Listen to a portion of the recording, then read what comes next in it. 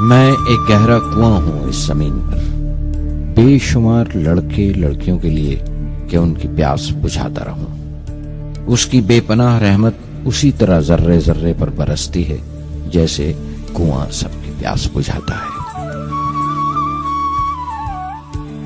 इतनी सी कहानी है मेरी, ज़ैनुल आबदीन और आशी अम्मा के बेटे की कहानी।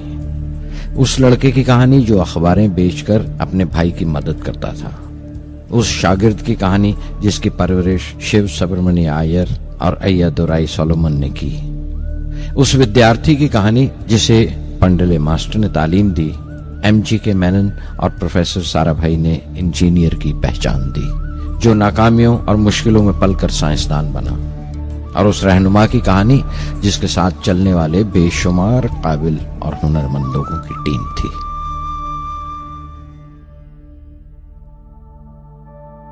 मेरी कहानी मेरे साथ खत्म हो जाएगी, क्योंकि दुनियावी मानों में मेरे पास कोई पूंजी नहीं है। मैंने कुछ हासिल नहीं किया, जमा नहीं किया। मेरे पास कुछ नहीं और कोई नहीं, न बेटा, न बेटी, न परिवार। मैं दूसरों के लिए मिसाल नहीं बनना चाहता, लेकिन शायद कुछ पढ़ने वालों को प्रेरणा मिले कि अंतिम सुख रूह और आत्मा की तस्कीन है। खुदा की रहमत उनकी वरासत है। मेरे परदादा अबुल, मेरे दादा फकीर और मेरे वालिद ज़ैनुल आबदीन का खानदानी सिलसिला अब्दुल कलाम पर खत्म हो जाएगा, लेकिन खुदा की रहमत कभी खत्म नहीं होगी, क्योंकि वो अमर है, लाफानी है।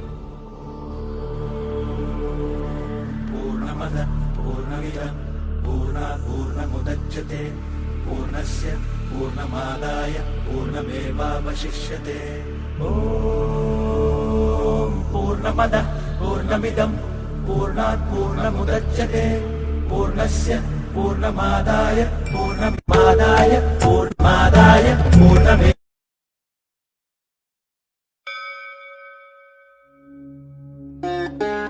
क्लास तमिल खानदान में पैदा हुआ। मेरे अब्बा ज़ैनुल आबदीन के पास न तालीम थी न दौलत, लेकिन इन मजबूरियों के बावजूद एक दानाई थी उनके पास और हौसला था। और मेरी मां जैसी मददगार थी आशी अम्मा। उनकी कई औलादों में एक मैं भी था, बुलंद कामत माँ बाप का एक छोटे से कद वाला मामूली शक्ल सूरत का लड़का। अपने पुश्तैनी मकान में रहते थे हम, जो कभी 19वीं सदी में बना था। काफी वसी और पक्का मकान था रामेश्वरम की मस्जिद स्ट्रीट में। मेरे अब्बा हर तरह के ऐशो आराम से दूर रहते थे, मगर जरूरियात की तमाम चीजें मुयस्सर थीं। सच तो यह है कि मेरा बचपन बड़ा महफूज था, मादी तौर पर भी और जज्बाती तौर पर भी, मटेरियली एंड इमोशनली।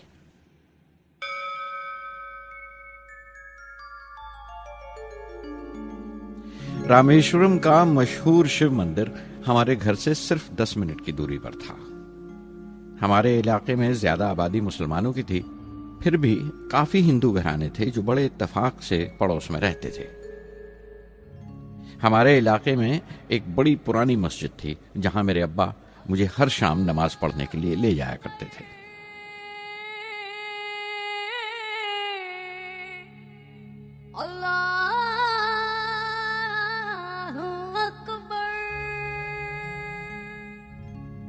रामेश्वरम मंदिर के बड़े पुरोहित पक्षी लक्ष्मण शास्त्री मेरे अब्बा के पक्के दोस्त थे। मेरी बचपन की यादों में आंकी हुई एक याद ये भी थी कि अपने अपने रवायती लिबास में बैठे हुए वो दोनों कैसे रूहानी मसलों पर देर देर तक बातें करते रहते थे। मेरे अब्बा मुश्किल से मुश्किल रूहानी मामलों को भी तमिल की आम जबान में बयान कर लिया करते थे। एक बार मुझसे कहा था, जब आफत आए तो आफत की वजह समझने की कोशिश करो, मुश्किलें हमेशा खुद को परखने का मौका देती हैं। मेरे परदादा अबुल, मेरे दादा फकीर और मेरे वालिद ज़ैनुल आबदीन का खानदानी सिलसिला अब्दुल कलाम पर खत्म हो जाएगा, लेकिन खुदा की रहमत कभी खत्म नहीं होगी, क्योंकि वो अमर है, लाफानी है। मुश्किलें हमेशा खुद को परखने का मौका देती हैं।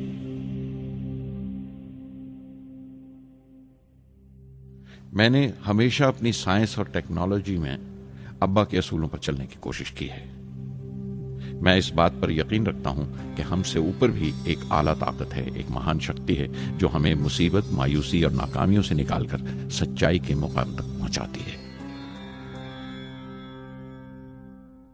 मैं करीब 6 बरस का था जब अब्बा ने एक लकड़ी की कश्ती बनाने का फैसला किया जिसमें वो यात्रियों को रामेश्वरम से धनुषकोडी का दौरा करा सकें, ले जाएं और वापस ले आएं। वो समंदर के साहिल पर लकड़ियां बिछाकर कश्ती का काम किया करते थे। एक और हमारे रिश्तेदार के साथ, अहमद जलालुद्दीन।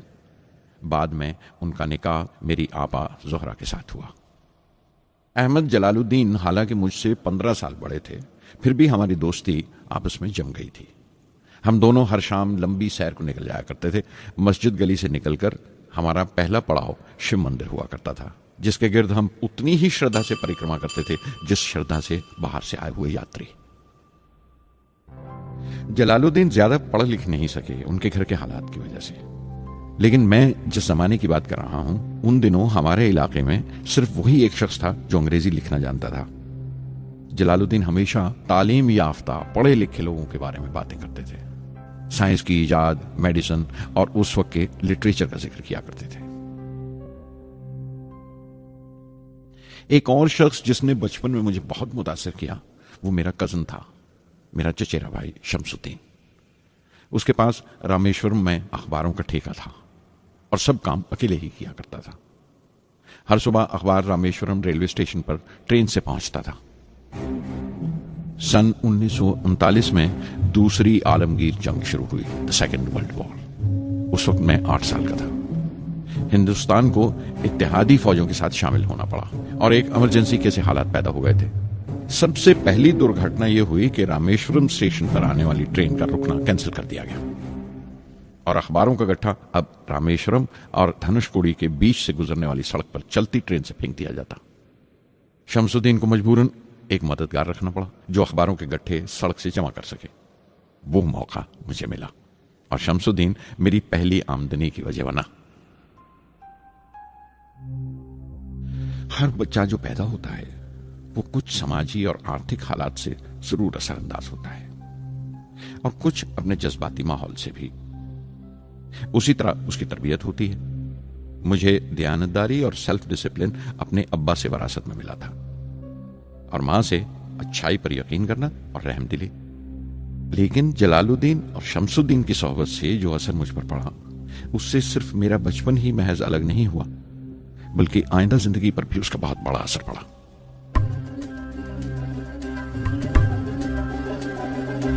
தந்தை மகற்கு ஆற்றும் நன்றி அபயத்து முந்தி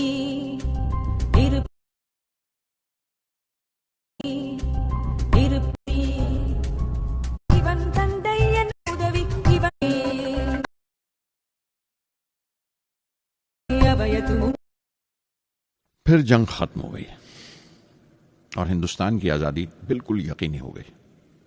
मैंने अब्बा से रामेश्वरम छोड़ने की इजाजत चाही।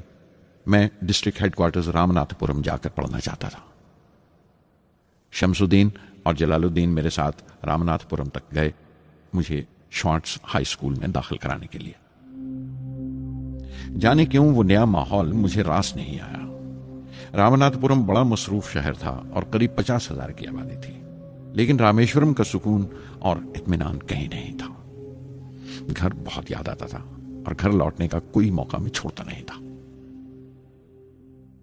शॉर्ट्स हाई स्कूल में दाखिल होने के बाद एक 15 साल लड़के के तमाम शौक जो हो सकते थे मेरे अंदर जाग उठे। मेरे टीचर अय्या दुराई सोलोमन बेहतरीन रहबर थे, गाइड उस नौजवान जहन के लिए जिसके सामने जिंदगी की बेशुमार मुमकिनात खुलने वाली थी। रामनाथपुरम के उस अरसे क़याम में उनसे मेरा रिश्ता उस्ताद शागिर्द या गुरु शिष्य से भी आगे निकल गया। अय्या दुराई कहा करते थे, जिंदगी कामयाब होने और नतीजे हासिल करने के लिए 3 ताकतों पर काबू पाना बहुत जरूरी है, ख्वाहिश, यकीन और उम्मीद। अय्या दुराई सोलोमन जो बाद में रेवरेंट हो गए कहा करते थे, इससे पहले कि मैं चाहूं कुछ हो जाए ये जरूरी है कि मेरे अंदर उसकी पूरी शिद्दत से ख्वाहिश हो और यकीन हो कि वो होगा। मैं अपनी जिंदगी से अगर मिसाल दूं तो मुझे बचपन से ही आसमान के इसरार और परिंदों की परवाज हमेशा हैरान करती थी, फैसिनेट करती थी। समंदर में कूंजों और बगलों को ऊंची उड़ाने लगाते देखता था तो उड़ने को जी करता था। मैं एक सादा लोग गांव ही का लड़का तो था, लेकिन मुझे यकीन था कि एक दिन मैं जरूर उन कूंजों की तरह बुलंद उड़ाने लगाऊंगा, बुलंदी पर प्रवास करूंगा। और हकीकत यह है कि रामेश्वरम से उड़ने वाला मैं पहला लड़का था।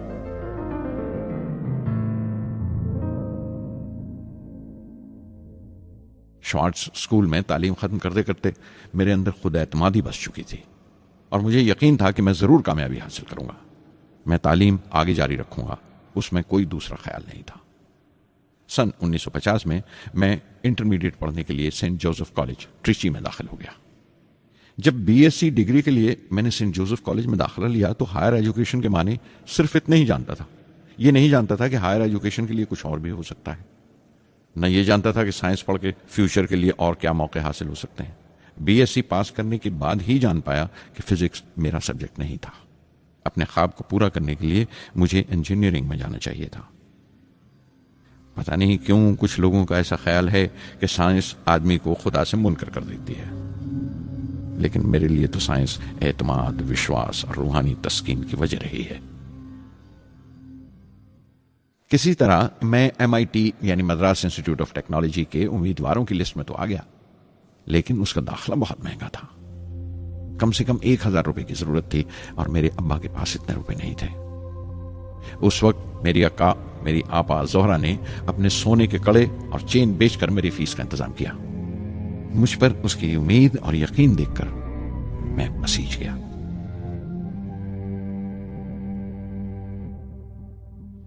MIT में सबसे ज्यादा मजा आया। वहां 2 हवाई जहाज रखे देखकर जो उड़ान से बरी कर दिए गए थे, मुझे उनकी तरफ एक अजीब सा खिंचाव महसूस होता था। और जब सब लड़के हॉस्टल लौट जाते थे, मैं कई कई घंटे उनके पास बैठा रहता था। फर्स्ट ईयर मुकम्मल करने के बाद जब मुझे अपने ज्यादा खुसूसी मजमून चुनना थे, यानी अपनी स्पेशल ब्रांच का चुनाव करना था, तो मैंने फॉरेन एरोनॉटिकल इंजीनियरिंग का चुनाव कर लिया। MIT की तालीम के दौरान मुझे 3 टीचर्स ने बहुत मुतासिर किया। Professor Spondor, professor KAV Pandalai, professor Narasimha Rao. Professor Spondor technical aerodynamics सिखाते थे। एरोनॉटिकल इंजीनियरिंग में दाखिले से पहले मैंने उनसे सलाह ली थी। उन्होंने समझाया था कि मुझे मुस्तकबिल का फैसला करने से पहले मुस्तकबिल की मुमकिनात के बारे में नहीं सोचना चाहिए, बल्कि सोचना चाहिए एक अच्छी बुनियाद के लिए और अपने रुझान और इश्तियाक के बारे में कि उसमें कितनी शिद्दत है, मेरे एप्टीट्यूड्स और एस्पिरेशन में कितनी इंटेंसिटी है। मैं खुद भी होने वाले इंजीनियरिंग स्टूडेंट्स से कहना चाहता हूं कि जब वो अपना स्पेशलाइजेशन का चुनाव करें तो ये देखें कि उनमें कितना शौक है, कितना उत्साह है और लगन है उस शोबे में जाने के लिए। प्रोफेसर KAV पंडले ने मुझे एरोस्ट्रक्चर डिजाइन सिखाया और उसका तज्जिया भी, विश्लेषण, एनालिसिस भी। वो बड़े खुशदिल और दोस्त टीचर थे और हर साल कोई ना कोई नया तरीका, नया नजरिया लेकर आते थे कोर्स में। प्रोफेसर नरसिंह राव मैथमेटिशियन थे। वो एरोडायनेमिक्स की थ्योरी सिखाया करते थे। उनकी क्लास में दाखिल होकर मुझे मैथमेटिकल फिजिक्स बाकी तमाम सब्जेक्ट से ज्यादा अच्छा लगने लगा। साध संगी हरि हरि नाम चित्तारा चित्तारा। साध संगी हरि हरि नाम चित्तारा।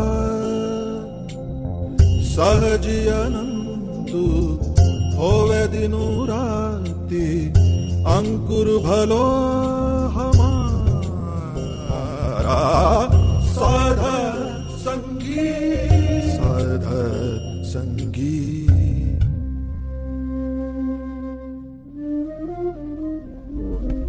गुरु पूरा भेटियो बड़ भागी। गुरु तरीका, नया नजरिया लेकर आते थे कोर्स में। प्रोफेसर नरसिंह राव मैथमेटिशियन थे। वो एरोडायनेमिक्स की थ्योरी सिखाया करते थे।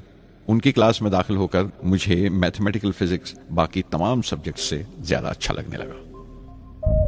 साध संगी हरि हरि नाम चित्तारा चित्तारा।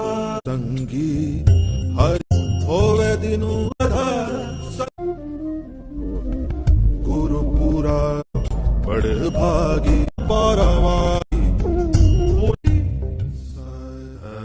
संगी। MIT से मैं बेंगलोर के हिंदुस्तान एरोनॉटिक्स लिमिटेड HAL में बतौर ट्रेनी दाखिल हो गया। HAL से जब मैं एरोनॉटिकल इंजीनियरिंग ग्रेजुएट बनकर निकला तो जिंदगी ने 2 मौके मेरे सामने खड़े कर दिए और दोनों मेरी प्रवास के देरीना ख्वाब पूरे कर सकते थे। एक मौका था एयरफोर्स का, दूसरा मिनिस्ट्री ऑफ डिफेंस में directorate of technical development and production का। मैंने दोनों में अर्जी भेज दी और बैक वक्त दोनों से इंटरव्यू का बुलावा आ गया। एयरफोर्स के लिए मुझे देहरादून बुलाया गया था और डिफेंस के लिए दिल्ली। मेरे दोनों मुकाम 2000 किलोमीटर के फासले पर थे। ये पहला मौका था मेरा अपने वसी और विराट वतन को देखने का। खिड़की पर बैठा मैं इस देश की सरजमीन को पांव तले से बहता हुआ देख रहा था। हैरान था कि उत्तर की तरफ सफर करते हुए एक ही मुल्क का लैंडस्केप कैसे बदलता चला जाता है। मैं 1 हफ्ता दिल्ली में ठहरा, डिफेंस मिनिस्ट्री का इंटरव्यू दिया। इंटरव्यू अच्छा हुआ था। वहां से मैं देहरादून गया एयरफोर्स सिलेक्शन बोर्ड के इंटरव्यू के लिए। 25 उम्मीदवारों में मैं 9वें नंबर पर आया। मेरा दिल बैठ गया, बहुत मायूस हुआ और कई दिन तक अफसोस रहा कि एयरफोर्स में जाने का मौका मेरे हाथ से निकल गया। मैं ऋषिकेश चला गया, दिल पर यह बोझ लेकर कि आने वाले दिन बड़े सख्त होंगे। गंगा में स्नान किया और फिर चलता हुआ पास की पहाड़ी पर शिवानंद आश्रम तक पहुंच गया। स्वामी शिवानंद से भेंट हुई। देखने में बिल्कुल गौतम बुद्ध लगते थे, सफेद दूधिया धोती और पांव में लकड़ी की खड़ाऊ। उनकी बच्चों सी मासूम मुस्कान और सादा दिली देखकर बहुत प्रभावित हुआ मैंने बताया उन्हें कैसे मैं इंडियन एयरफोर्स में भर्ती होने से रह गया और मेरी कितनी शदीद ख्वाहिश थी आसमानों में उड़ने की, परवास करने की। वो मुस्कुरा दिए और बोले, ख्वाहिश अगर दिलो जान से निकली हो, वो पवित्र हो और उसमें शिद्दत हो, तो उसमें कमाल की एक इलेक्ट्रोमैग्नेटिक एनर्जी होती है, एक बरकी मकनातीसी ताकत होती है। दिमाग जब सोता है तो वो एनर्जी रात की खामोशी में बाहर निकल जाती है और सुबह कायनात ब्रह्मांड से सितारों की गति रफ्तार को अपने साथ समेटकर दिमाग में लौट आती है। इसीलिए जो सोचा है उसकी सृष्टि अवश्य है, वो तख्लीक होगा। तुम विश्वास करो इस अजली बंधन पर, इस वचन पर कि सूरज फिर लौटेगा, बाहर फिर से आएगी। मैं दिल्ली लौट आया, डिफेंस से अपना इंटरव्यू का नतीजा दरियाफ्त किया। जवाब में मुझे अपॉइंटमेंट लेटर थमा दिया गया और अगले दिन से सीनियर साइंटिफिक असिस्टेंट मुकर्रर कर दिया गया 250 रुपए की माहाना तनख्वाह पर। 3 साल गुजर गए।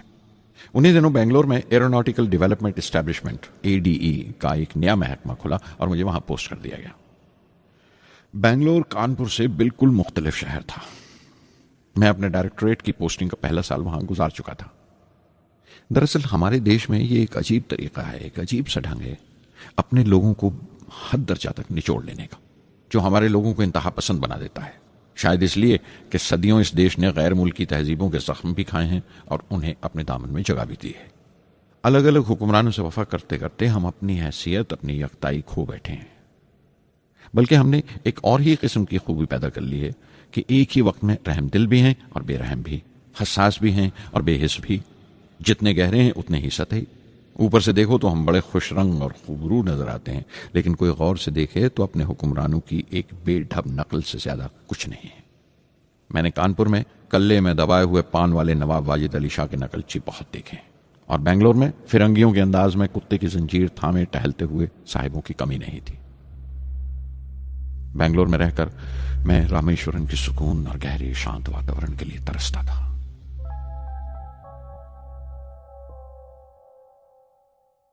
पहले साल तो ADE में कोई ज्यादा काम नहीं था। एक प्रोजेक्ट टीम बनाई थी कि 3 सालों में एक स्वदेशी हॉवरक्राफ्ट तैयार करें और वो वक्त से पहले तैयार हो गया। नंदी उसका नाम रखा गया, शिव की सवारी के आधार पर। उसका डिजाइन हमारी उम्मीद से ज्यादा अच्छा था, लेकिन मैं सख्त मायूस हुआ जब आपसी कंट्रोवर्सीज की बिना पर सारा प्रोजेक्ट बालाए ताक रख दिया गया, बंद कर दिया गया। Professor MGK Menon, Tata institute of fundamental research के डायरेक्टर, एक रोज अचानक ही हमारी जांच पड़ताल को आ पहुंचे। नंदी का जिक्र निकला। मुझसे पूछताछ करते हुए उन्होंने ख्वाहिश जाहिर की एक 10 मिनट की उड़ान के लिए। उसके एक हफ्ता बाद की बात है, मुझे इनकोस्पार से बुलावा आ गया, the Indian committee for space research. मैं मुंबई चला गया रॉकेट इंजीनियर की पोस्ट के लिए इंटरव्यू देने। मेरा इंटरव्यू लेने वाले डॉक्टर विक्रम साराभाई और प्रोफेसर MGK मेनन के अलावा मिस्टर सराफ थे, जो उस वक्त एटॉमिक एनर्जी कमीशन के डिप्यूटी सेक्रेटरी के ओहदे पर थे। डॉक्टर साराभाई की गर्मजोशी ने पहली ही मुलाकात में मेरा दिल मोह लिया। अगले ही दिन मुझे खबर मिल गई कि मैं चुन लिया गया। मुझे इनकोस्पार में रॉकेट इंजीनियर की हैसियत से शामिल कर लिया गया था। सन 1962 के देरीना हिस्से में कहीं इनकोस्पार ने थुम्बा में इक्वेटोरियल रॉकेट लॉन्चिंग स्टेशन बनाने का फैसला किया। थुम्बा केरला में त्रिवेंद्रम से परे एक दूर दराज के ऊंगते से गांव का नाम है। हिंदुस्तान में यह मॉडर्न रॉकेट बेस्ड रिसर्च की एक दबी सी इब्तदा थी, हल्की सी शुरुआत। उसके फौरन बाद ही मुझे 6 माह के लिए अमेरिका भेज दिया गया, नासा में रॉकेट लॉन्चिंग की ट्रेनिंग के लिए। जाने से पहले मैं थोड़ा सा वक्त निकालकर रामेश्वरम गया। मेरे अब्बा मेरी इस कामयाबी के लिए बहुत खुश हुए और मुझे उसी